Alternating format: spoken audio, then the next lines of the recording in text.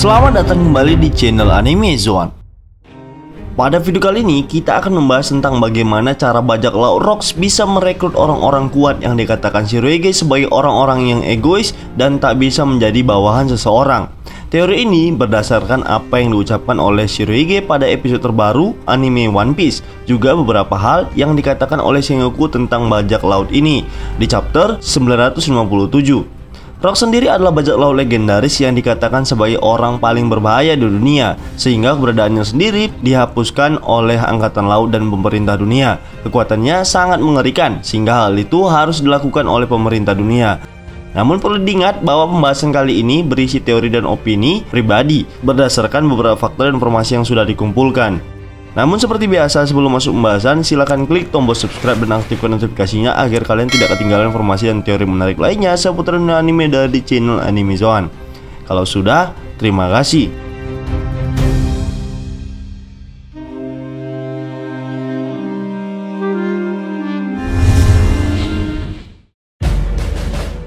Rocks disebek dan juga kelompok bajak lautnya adalah salah satu misteri terbesar dalam sejarah One Piece.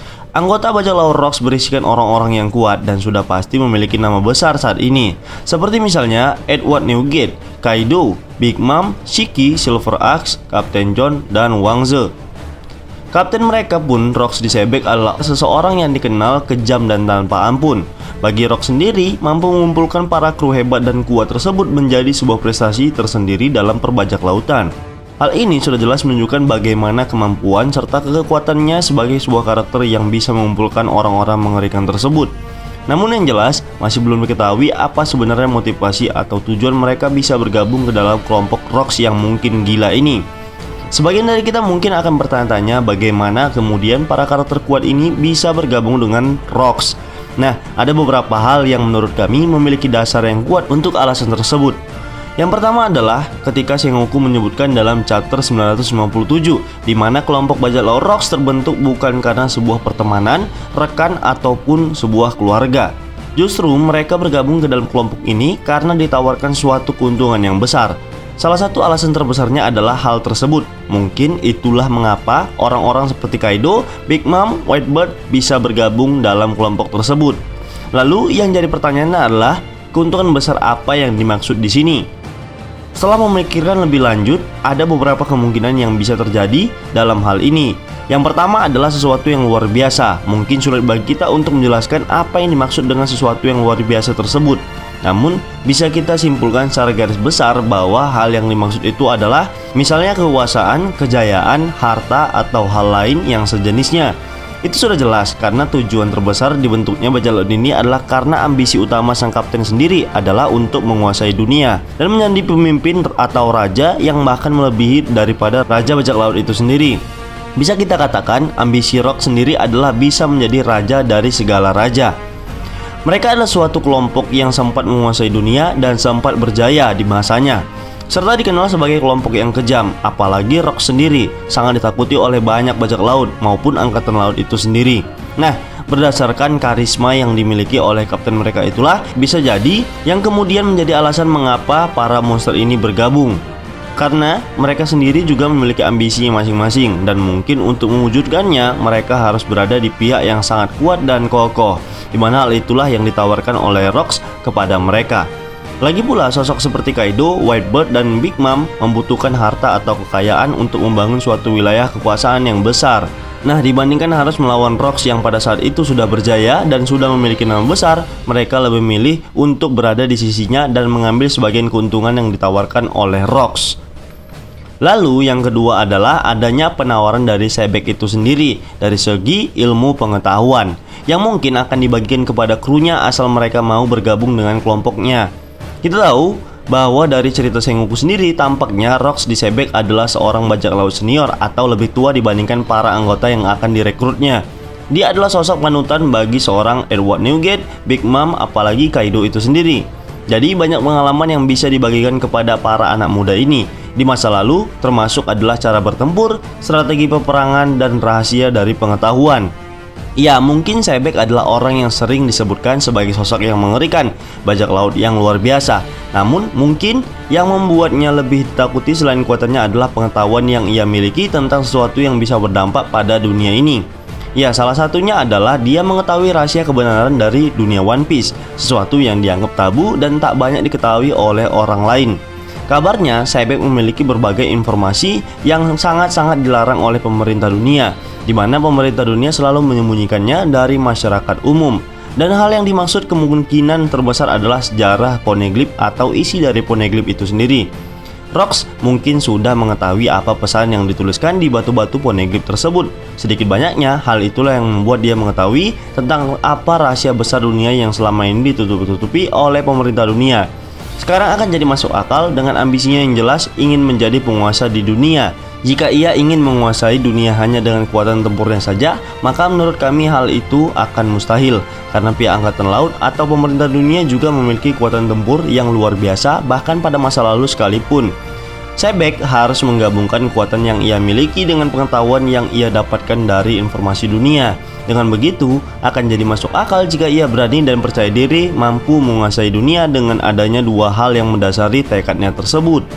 Nah, bermodalkan pengetahuan yang ia miliki, mungkin Rock sendiri dengan kekuatannya pun sadar bahwa ia tak mampu menaklukkan dunia. Maka dari itu, ia menawarkan sebuah pengetahuan untuk merekrut orang-orang gila yang sangat kuat dari berbagai dunia untuk menjadi kelompoknya.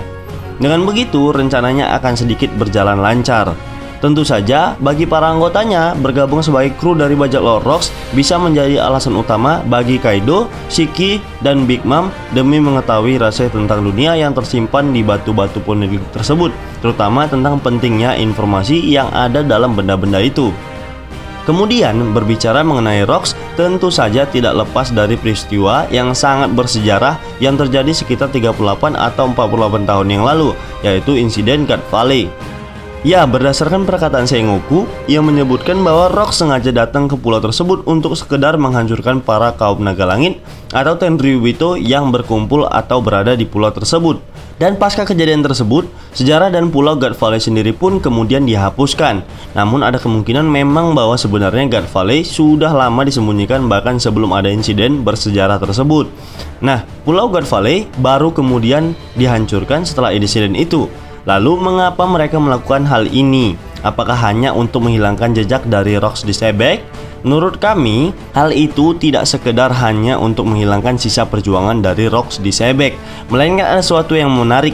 Salah satunya adalah Pulau God Valley sendiri merupakan pulau yang sangat istimewa, di mana di dalamnya terdapat telur naga terakhir. Ya, telur raksasa sendiri pernah diperlihatkan berada di kapal Oro Jackson, kapal milik kelompok bajak laut Roger. Dan banyak spekulasi yang mengatakan bahwa telur tersebut ada kaitannya dengan sejarah dari dunia, di mana hal ini berhubungan dengan salah satu senjata kuno, yaitu Uranus. Walaupun kebenarannya masih belum dapat dipastikan, namun yang jelas hal ini patut dicurigai karena kelompok Roger adalah satu-satunya kelompok yang ditampilkan membawa telur raksasa tersebut. Ya, kita mengetahui bahwa Roger sendiri adalah orang yang mengalahkan Rocks dan anak buahnya, bersama dengan Garp tentunya. Apakah ini relevan?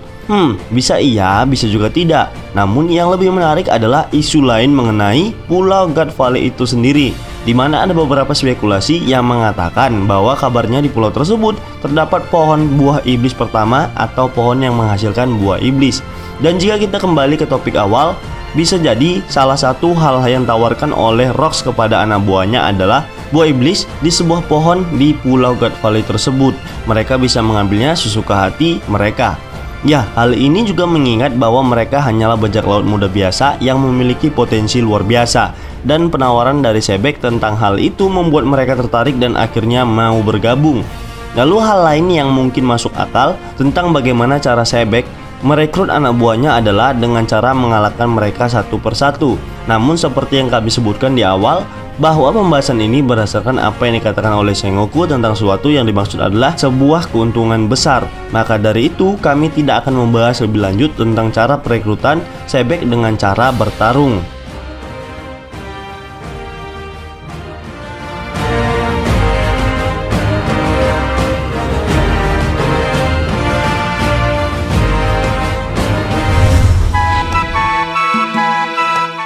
Baiklah, itulah tadi pembahasan singkat tentang bagaimana cara Rocks disebek merekrut para anggotanya di One Piece.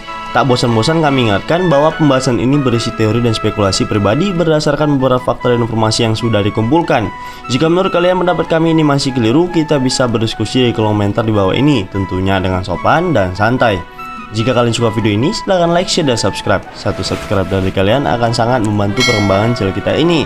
And last word, terima kasih.